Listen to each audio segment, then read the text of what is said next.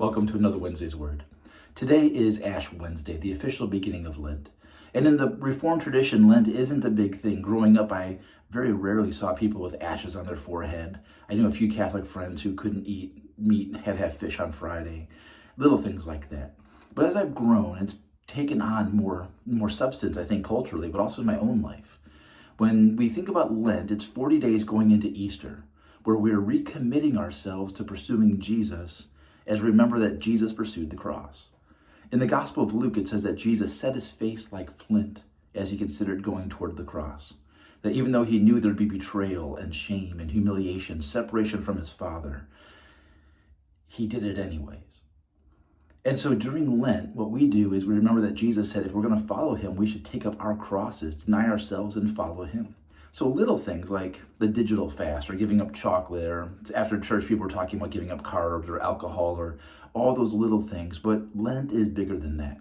It's great to have some self-discipline and reset some habits, but deeper, it's wondering, am I pursuing Jesus? Is my life really based on living for myself, or is it based on living for him? I was listening to a conversation about revival, and they were talking about how the early church, people talk about, let's go back to the early church. They met every day. They didn't have a time for a Friday night Netflix session. They didn't binge watch things. They didn't do youth sports. They prayed and they worshiped and they went to church and they served the poor. That was all they did. And I don't know if our lives are able to sustain that. And maybe that's not a good thing. And so what I'm asking is, during Lent, could we consider what would it look like to actually follow Jesus?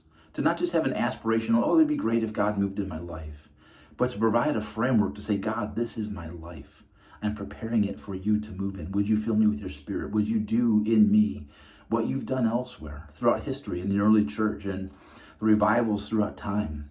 Right now in college campuses, they're renting U-Hauls and filling them with water because so many young people are getting baptized. I mentioned in a service lately that more Bibles have been sold last year than in history.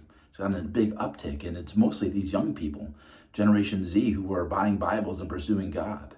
And could we do that with our own lives, saying, God, I want you with everything I am.